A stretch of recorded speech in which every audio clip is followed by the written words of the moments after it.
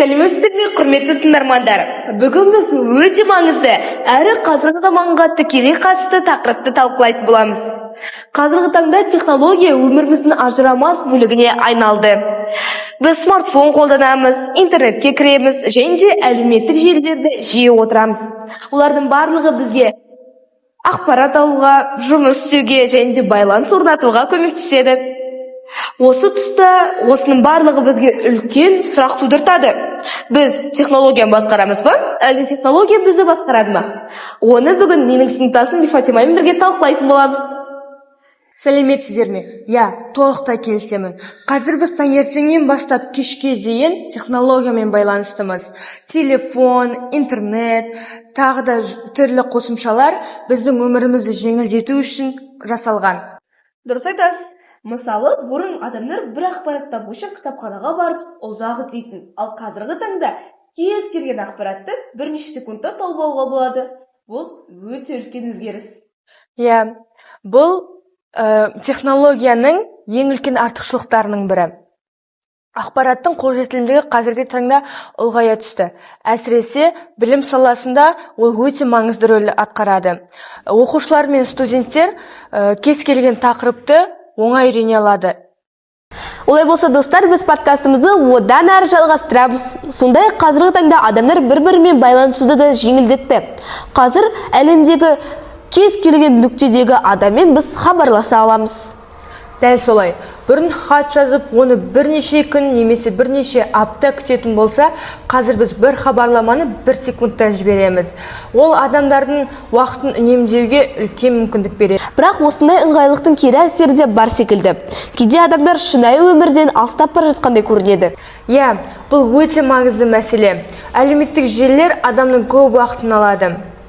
Кейде адам телефон қарап отырып, айналасындағыларын да байқамай қалуы мүмкін. Тіпті кейбір адамдар бос уақытын түгелдей телефонмен өткізеді. Бұл әдетке айналып бара жатқандай.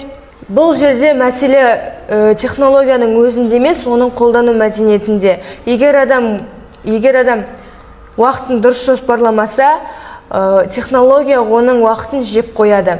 Яғни технологияны басқару керек. Егер біз оны басқармасақ, ол бізді басқарып алады. Бұл өте жиі кездесетін жағдай. Сондықтан адам өзіне шектеу қоя білу керек. Мысалы, қандайда бір уақыттан кейін телефонды қолданбау, немесе тек қана қажет керек болған кезде ғана қолдану. Жастар арасында бұл мәселе жиі байқалады. Олар тіпті телефонсыз бір күнде өткізе алмайды десек те болады. Бірақ бұның тек қана теріс жолдарын айта беру де дұрыс емес шығар. Жастар технологияны өте жақсы меңгерген. Олар жаңа ақпаратты тез меңгере алады. Фатима, дұрыс айтасың. Яғни технология жастарға мүмкіндік беріп отыр. Әрине, қазіргі таңда білім алудың өзі де онлайн форматта өтеді. Сонымен қатар технология еңбек нарығына да әсер етеді. Дұрыс айтасың. Қазіргі таңда көптеген жұмыстар автоматтандырылуда.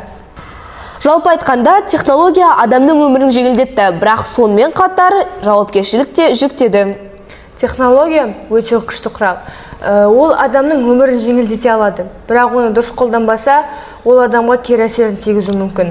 Сондықтан ең бастысы тепе-теңдікті сақтау сияқты. Дұрыс айтасың, Жанеркем.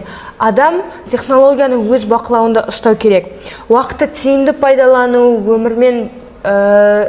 шынайы өмірмен байланыс үзбеу қажет. Яғни технология бізге қызмет ету керек, біз оған емес. Өте маңызды ой. Қорытындылай келе, технология біздің өміріміздің ажырамас бөлігі.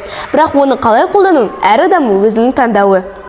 Егер технологияны адам саналы қолданса, ол адамның өміріне үлкен пайда алып келуі мүмкін. Ал егер біз технологияны бақылаусыз қолдансақ, ол бізге кері әсер етуі мүмкін.